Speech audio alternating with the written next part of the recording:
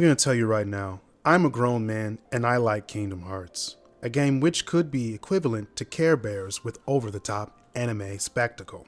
I have waited for this beloved series for 13 years. I was only 13 when Kingdom Hearts 2 came out, and now look at me. I'm an adult, eating cookies for breakfast, and going to bed whenever I damn well please. The reason I note that I'm a grown man who likes Kingdom Hearts is because it's a children's game. A game with the focal point on friendship and building connections with other people's hearts. A real cheesy and sentimental ideology, and maybe, just maybe, I'm just the right man-child to experience this. A game which is stuck in the past, still trying to show me about the wonders of friendship. All the while, I've discovered puberty, strange hairs and odors emitting from such foreign places, masturbation, and girlfriends. The realization one can't replace the other. College applications, future prospects, roommates, people you grow to tolerate until you rue the day they were ever born. Ramen noodles and the never-ending quest of starvation, insurmountable debt, the midlife crisis that follows, the existential conundrum and the questions of striving for things in a world that produces nothing, sustainability, and the overall anxiety of a life not lived to its potential, hoping that something might come around to make all this waiting worthwhile. When I play Kingdom Hearts 3, I'm reminded of my childhood. So I'm at this weird point where what was once meant for me as a kid is now being experienced and interpreted from an adult perspective. At least as much as I can be an adult. My maladaptive mind, saturated by the constant stream of media, evolved me into this jaded, overly analytical being, unable to enjoy the absurdities of most common forms of entertainment. Basically, you would call me a critic or an overly indulgent asshole with a high opinion of himself. I see myself as someone not easily aroused. Be it that it may, I have the knowledge to tell what is bad voice acting, incoherent plot points, and nonsensical character choices. And there's a lot of bad voice acting in these games. I knew when I met you. You and Kairi smell the same. Mickey! It's Riku! They put bugs in him! What?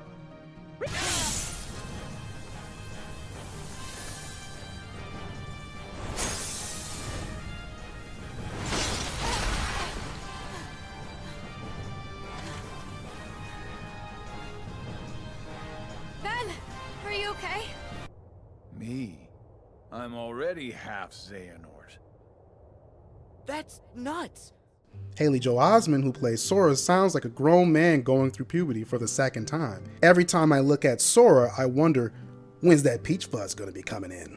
However, I know there's some people who would go, well, should I even check out Kingdom Hearts 3? I haven't played the other ones. My response is that I don't know. The only thing I can say for certainty is that we're all gonna die alone.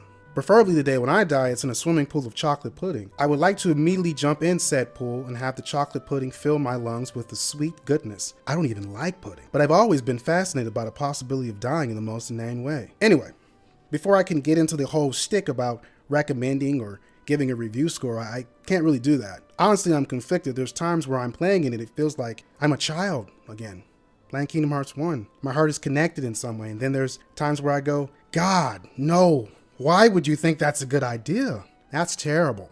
The only thing I can do is give my thoughts on the game, and maybe, just maybe, you can glean some insight into why I might be so conflicted. The story.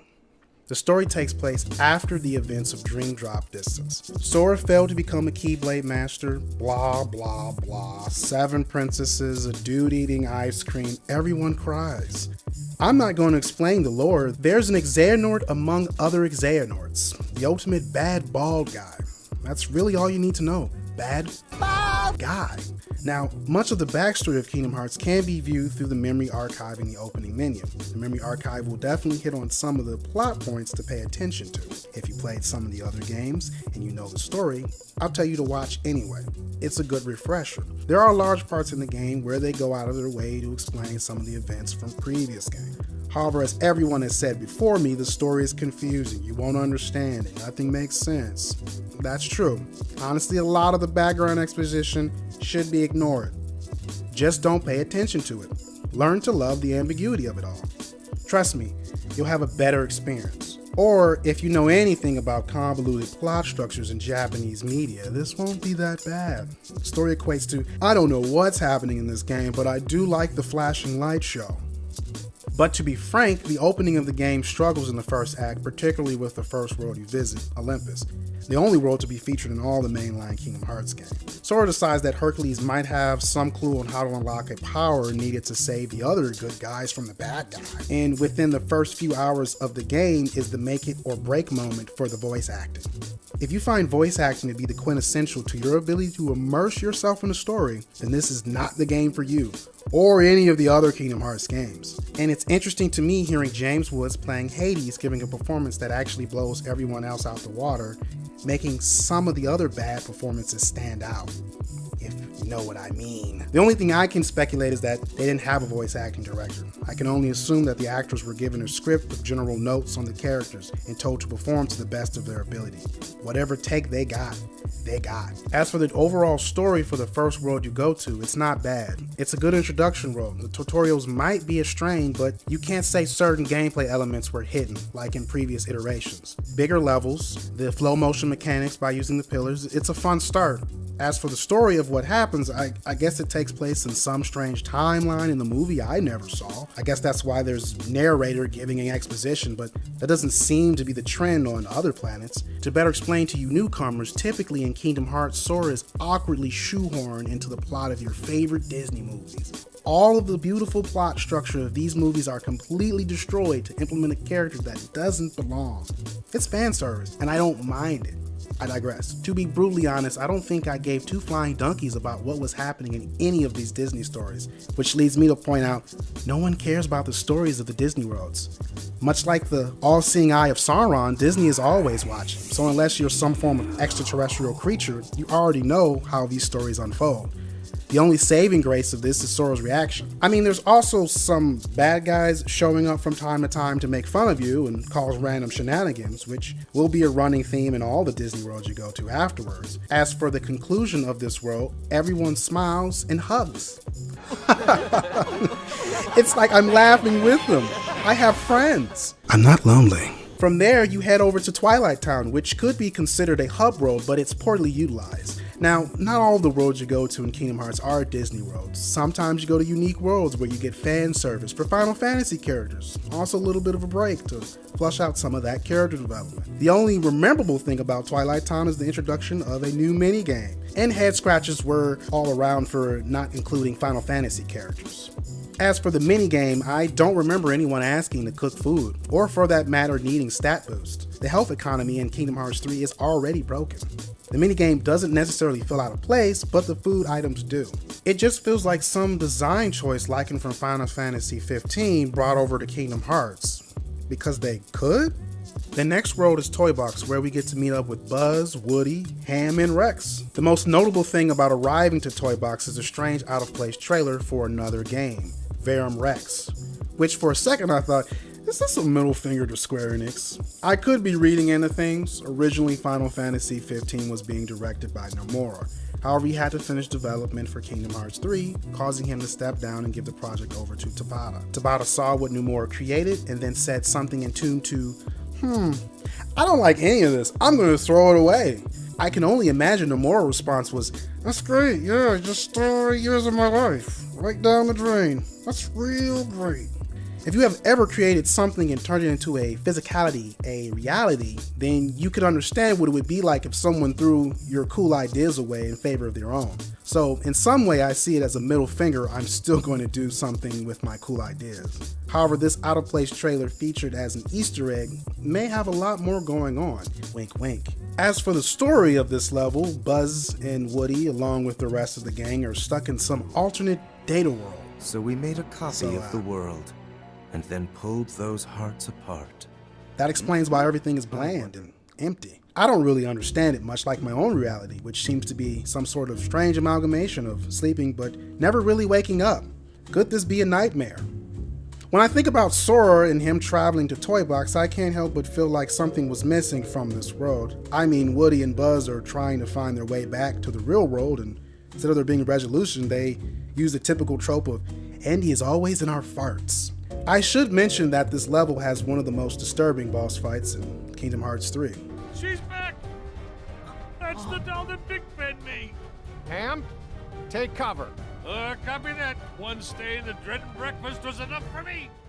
Also, for one more note, and hopefully you guys can correct me if I'm wrong, but I always assumed that Buzz was the optimistic and naive one, where Woody would be more cynical. Then again, I can't remember this Toy Story movies, so I might be totally wrong. It just felt like the characters were different from their movie counterparts. Alright, so the next world we head to is Kingdom of Corona. Corona? The beer? Huh. Okay, not one of my favorite Disney worlds, but to be honest, I found it to be refreshing. I was trying to do a pun. I'm sorry, I don't think Corona is a good beer. I just have to put that on record. I didn't mind this level too much, and as previously stated, the choice to have Sora involved in the main story makes the pace a little bit difficult to follow. All in all, I don't have much to say about this world. It was really just fluff.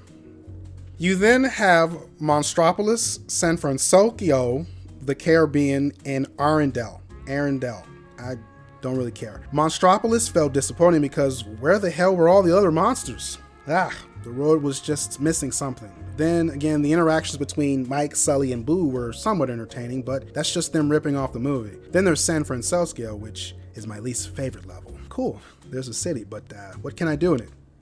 What's the point of having it be an open world? Is it so that I can wander around aimlessly looking for where I need to go? Or is it a conspiracy to craft levels that appear to be filled with things but have virtually nothing except minigames? Is this a quest through a mystical desert where I might find my nirvana? Honestly, the story for Big Hero 6 just feels like filler content, like this game. But not all the time, it's later worlds that start to push it. And honestly, the level doesn't really have enough to justify the big play area. The story does take place after the events of the movie, but it doesn't seem to know where they want to go with the characters. They already learned how to fight from the first movie, so why do they have to do it again? I guess a counter argument might be that they're scientists and they're inquisitive and they need to learn how to fight their new opponent, for which I go, great, yeah, they're still wet baby napkins, and they still can't help me fight anything. My favorite level is the Caribbean, even though most people thought it was bad, for which I must say the collection of crabs was quite invigorating. Then again, anything might be invigorating after inhaling carbon monoxide from my '94 Toyota Camry. So sometimes I get confused and I forget where I am, unless I'm already dead. Oh god, that's terrible.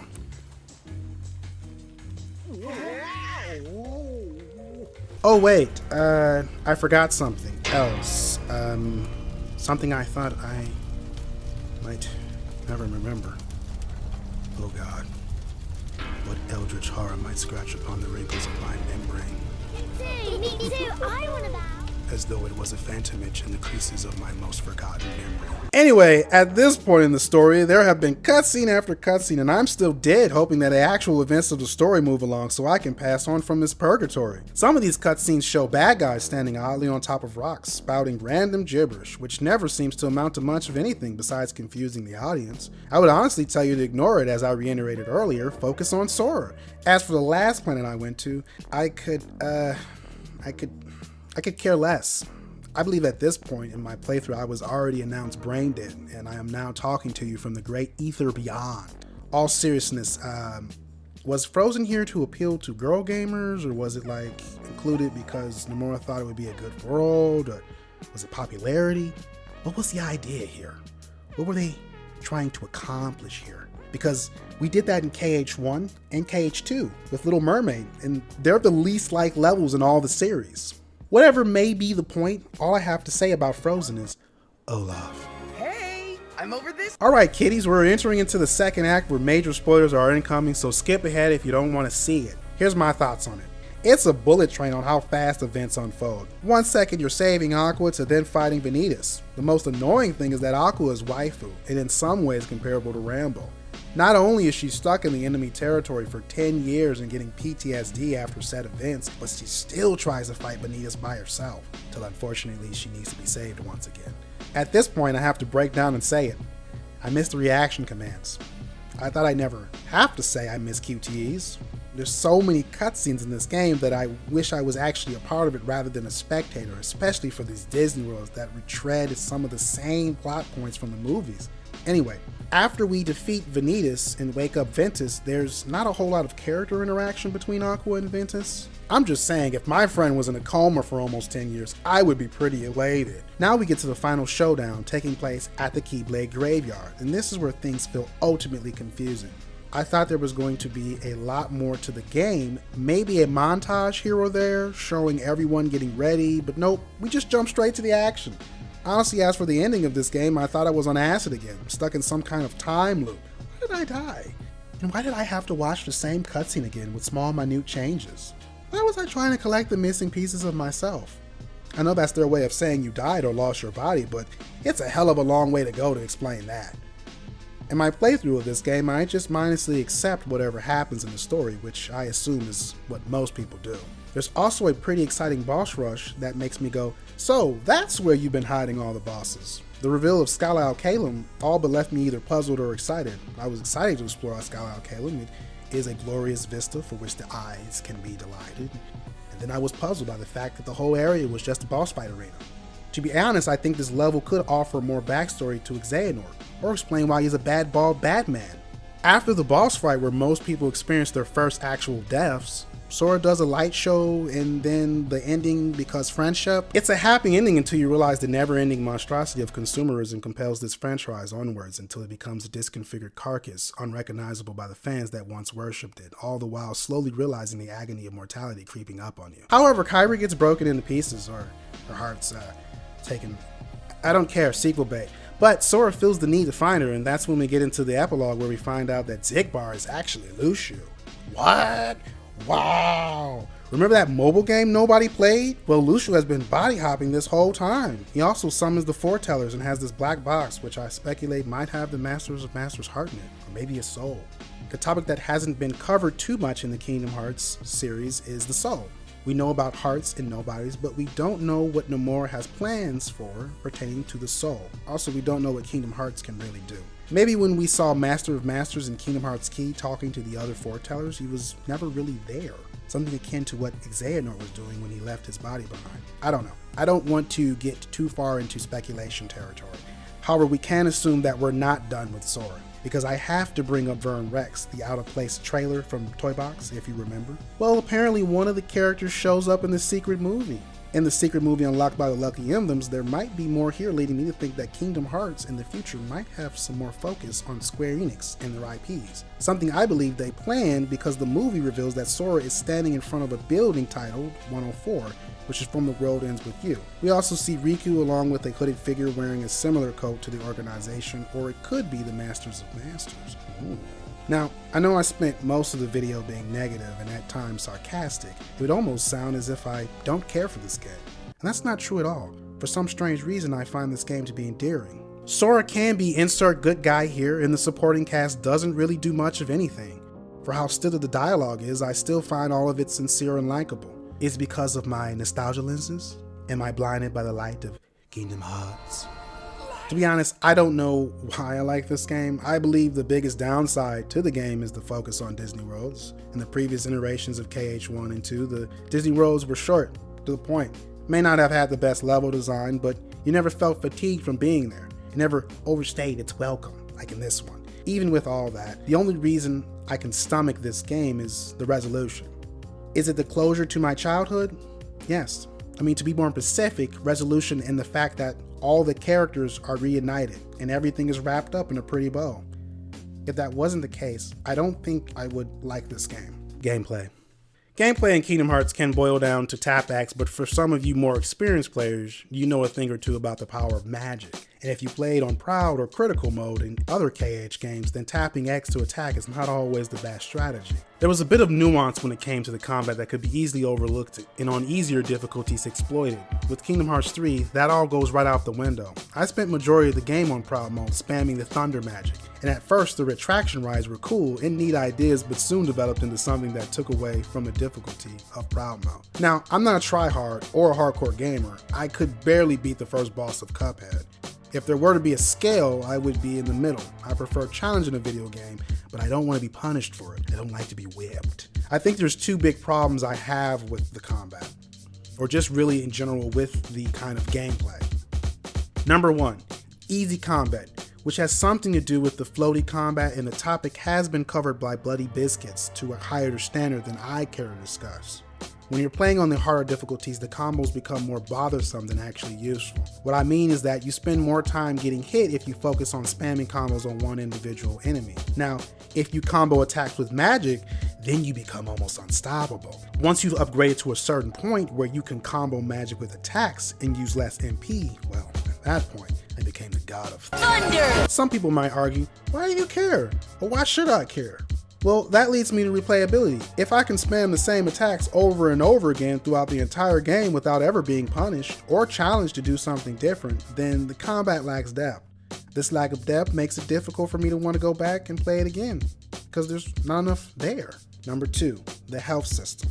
You have potions and the various variety of potions that have higher effects, but you also have food, and you can also receive health from attractions, summons, rage form, Donald, as well as some of the enemies dropping health orbs or breakable items in the environment. Through my entire playthrough, I used 6 or 10 healing items. This created a playstyle where I could spam the same combo / magic attacks over and over again. I was never really challenged to play differently or implement certain strategies for the enemies. I could do whatever I wanted. I was a god. A god of thunder!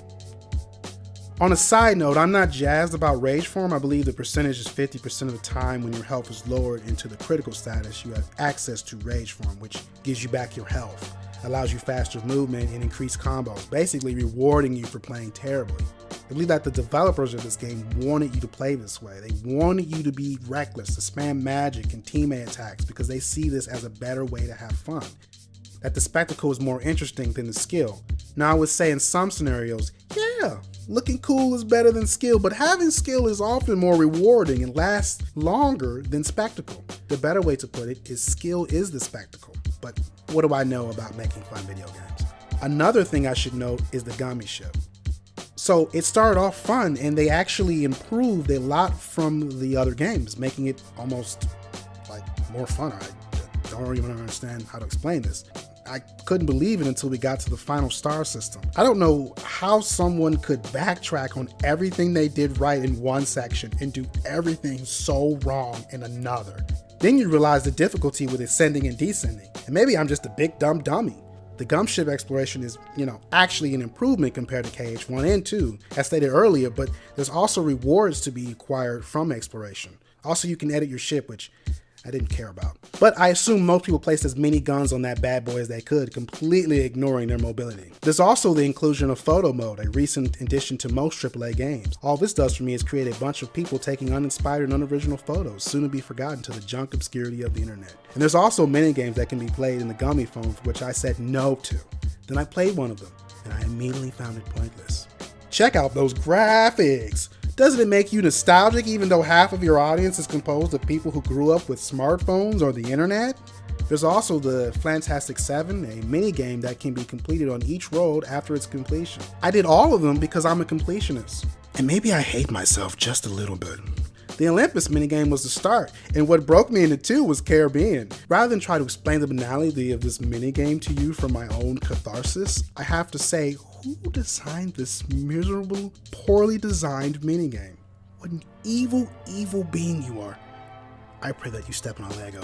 A Lego so angular and oddly sharp for such a plastic instrument for fun becomes your worst nightmare. I fucking hate you. I'm trying to curse less in these videos, but words can't describe how much I hate this fucking minigame. From a casual standpoint, the gameplay is quite invigorating and does offer the chance to enjoy the show taking place. The way Sora zips around with the flow motion is a treat, and the interesting attack opportunities allow you to think of interesting ways to attack your foe. So the combat isn't all bad, and is a good way to introduce yourself to the Kingdom Hearts series. For a short bit, you get to play as Riku, which I thought was an interesting gameplay decision. It makes me wonder if Nomura wanted to have multiple playable characters, something akin to Birth by Sleep. This might have been them trying to round out the gameplay or a simple experiment. The game is still new, so the DLC might add a little bit more to the playable characters. We might get to play as Axel or Mickey. Who knows? Final thoughts. I'm so overjoyed by the release of this game and the conclusion to a story almost 16 years in the making. I can't help but overlook all its faults. There's been so many amazing games that have come out in my lifetime that might never get a conclusion. Sadly, there's a lot I would have wanted from this title, particularly from the story. Monstropolis, Toy Box, and San Francisco are basically empty. It would have been awesome to have some cool and weird monsters walking around. And with Toy Story, there's a lot they could have done, particularly with the Pixar worlds. It's where things seem to be missing. I know Nomura had made a fuss about including Pixar worlds, or there wouldn't be a Kingdom Hearts 3. From interviews here and there, it might seem that Nomura was limited on what he could do in these Pixar worlds. When I think about Toy Box, it turned into a mech shooter, and that's not what Toy Story is about. I mean, from a gameplay standpoint, all you did was what you do on every world, which is smack Heartless with your Keyblades. Another thing I should note is even though you have a bigger party size, which is awesome, 5 people, I forgot that I had an additional Disney character following me around. On a more serious note, for whatever reason that I might read between the lines of this strange and oddly strung together plot, I find some grand meaning in the connection to my life, as if on some level I could relate to the plight of Sora to hold on to the connections he's made with other characters. Organization 13, who are the bad guys Sora's trying to stop, that's always the adult form of our cynicism, of our fears of loving someone. The conversation Sora has with these characters feels familiar to how a child might talk to an adult, and vice versa. Sora appears to be more naive and less intellectual, and cares more about speaking from his heart, whereas the bad guys are more intellectual and manipulative in their use of language, and avoid speaking with any emotional intent. That it was that childlike naivete that one can stay friends and reach the darkness in another's heart that we forget as we get older, that no matter how far you go in life, you have some unspoken connection with the people you touch. It doesn't matter if they change, you change, or the distances between you, maybe you can still reach out to them. I know with age, the things you once liked doing are now far behind you. Everything seems easier from the viewpoint of it being forgotten. As you get older, you don't think about it as much because you don't have the luxury. A lot of times, the only thing we can do is rush through life, making as many mistakes as possible, only to look back as an old man or woman wondering where it all went wrong. And maybe it comes a day where you understand it all, but by then, you're already dead. I know this is a children's game and I'm a grown man, but in some ways, it makes me think back to when I was a kid. I mean, can you remember the first best friend you had? You may not be able to remember their name or their face, but I bet you can remember how you felt. And that's what this game does to me. And maybe I'm overly sentimental, pseudo-intellectual, but it's hard for me to say that this game is bad or unplayable. If I can say this, I don't know if Nomura meant this, but I do feel like there's a subtext here about growing up in some of the Kingdom Hearts games. And maybe Nomura lacked the direction to fully express that. I think this game says to me, hey, you are older, but you haven't been gone that long. There's a lot of darkness and negativity in the world, but if you believe in your friends, anything is possible. For which I go, yeah, that's easier said than done. With its many faults and it's easy to make fun of dialogue, retcons, and incoherent plot points, anyone can make a funny video about this game. However, at the end of the day, the message about friendship isn't something I can write off so easily. I want to say thank you for watching. We got Twitter and all the other social machinations of slow insanity. So I don't know. You want to go follow us on those things or not? I don't know. It took a while. 13 years. 13 years. Well, all right. Make sure you drink your punch.